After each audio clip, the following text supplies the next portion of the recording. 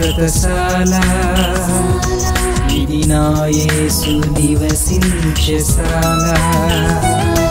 దేవునికి స్తోత్రములు కలుగునుగాక.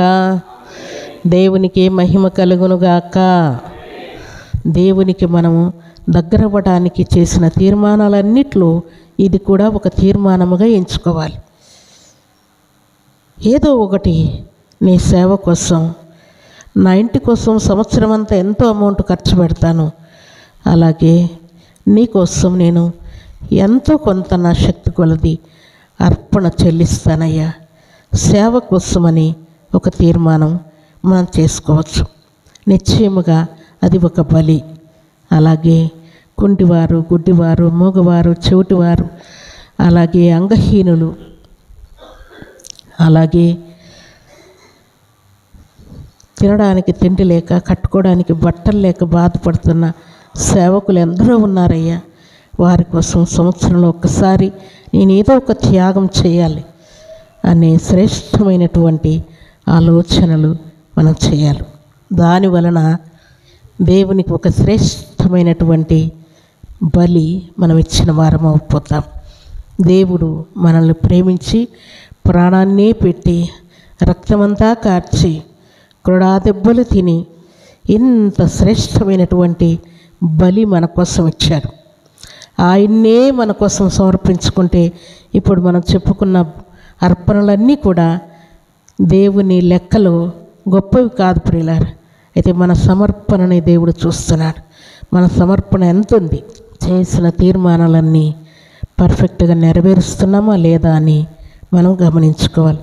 అందుకే మనం చదువుకున్న మాటలు హెబ్రీలకు రాసిన పత్రిక 10వ అధ్యాయం 14వ వచనం, ఒక్క అర్పణ చేత ఆయన పరిశుద్ధపరచబడు వారిని సదాకాలమునకు సంపూర్ణులనుగా చేసి ఉన్నాడు. ఏం చేస్తాడంట? దేవుడు సిలువలో మరణించడం ద్వారా ఏం చేస్తున్నాడంట?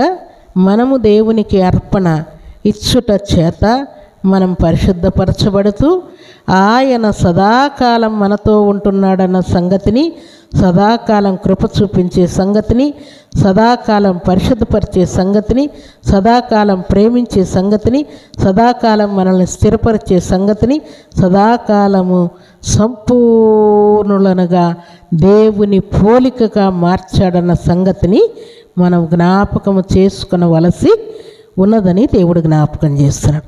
అందుకే భక్తులు సంపూర్ణులైపోతూ ఉన్నారు. ప్రాణాలకు తెగించి దేవునికి తమను తాము అప్పగించుకుంటూ ఉన్నారు. ఉదాహరణకు భక్తుడైనటువంటి దానియేలు సింహబోన్లో వేసినప్పుడు తిరిగి వస్తానని ఆయన అనుకోలేదు. ఆయన సమర్పించుకున్నాడు. షడ్రక్ మెషక్ అబేద్నెగోల వారు కూడా దేవునికి సమర్పించుకున్నప్పుడు అగ్నిలో నుండి బయటకు వస్తామని అనుకోలేదు. అందుకని ఏమన్నారు రాజుతో? రాజా, ఇందును కూర్చున్నటువంటి చింత మాకేం లేదు. మా దేవుడు రక్షించుటకు సమర్థుడు. మా దేవుడు రక్షింపకపోయినా సరే నీ మాట వినే ప్రసక్తి లేదు. అగ్నిలో చనిపోయినా ఓకే, బ్రతికినా ఓకే, మేము తిరిగి నీ మాటకు తల వంచే ప్రసక్తి మాత్రం లేదన్నారు. దేనికి సిద్ధపడ్డారు వారు చెప్పండి? చనిపోవటానికి సిద్ధపడినట్టే కదా. చనిపోతామన్న తీర్మానంతో కదా మా దేవుడు రక్షించినా సరే, రక్షింపక పోయినా సరే అని అన్నారు. కాబట్టి సదాకాలం నిలిచేటువంటి బలిని దేవుడు మనకిచ్చాడు.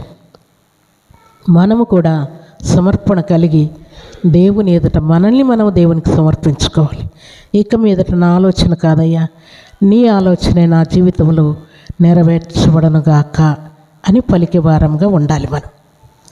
అప్పుడు మనల్ని దేవుడు ఏం చేస్తాడని ఆయన సెలవిస్తున్నా అంటే, మనల్ని దేవుడు సంపూర్ణులుగా చేయనుగాక, సదాకాలము నిలిచి ఉండే కృప మనకు కలుగునుగాక, సదాకాలం మనము దేవుని యొక్క అర్పణ చేత ఇంకా దేవునికి మనం సమీపస్థలముగా ఉందుముగాక.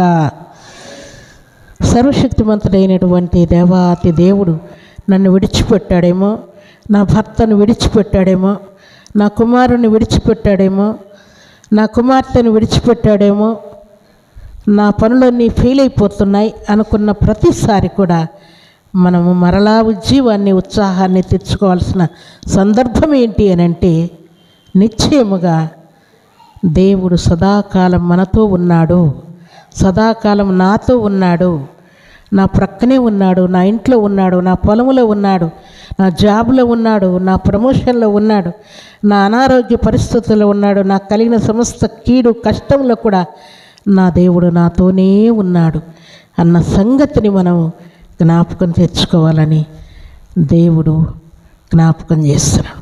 కాబట్టి మనతో సదాకాలము నిలిచి ఉండేటువంటి బలిని ఇచ్చినటువంటి దేవునికి మనం కృతజ్ఞతాస్తుతులు చెల్లిస్తూ, నీవు నాతో ఉన్నందుకే నీకు స్తుతులు చెల్లిస్తున్నానయ్యా అని నిశ్చయముగా దేవునికి కృతజ్ఞతార్పణలు చెల్లించే వారముగా మనం ఉండాలని దేవుడు కోరుకుంటున్నాడు. అందుకే మత్తయి సువార్త 28వ అధ్యాయం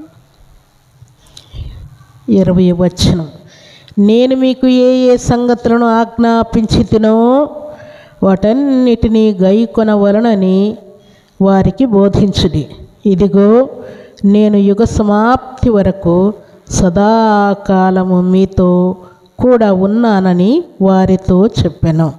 కాబట్టి సదాకాలం ఉన్నటువంటి దేవుణ్ణి మనం కలిగి ఉన్నాము గనక ఆయన మనకిచ్చిన ప్రతి వాగ్దానమును మనం నెరవేర్చుకుంటూ సదాకాలం మనతో నిలిచి ఉన్న దేవుణ్ణి మనం కలిగి ఉన్నామని దేవునికి కృతజ్ఞతలు చెల్లిస్తూ దేవుని కొరకు సాక్షులముగా జీవించాలని దేవుడు కోరుకుంటూ ఉన్నాడు.